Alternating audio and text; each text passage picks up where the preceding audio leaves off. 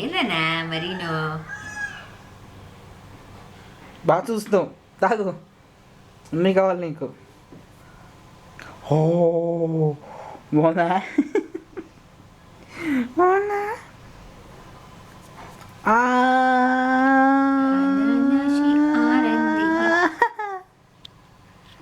ఆరండి ఆరండి చీని అనానాషి ఆరంది.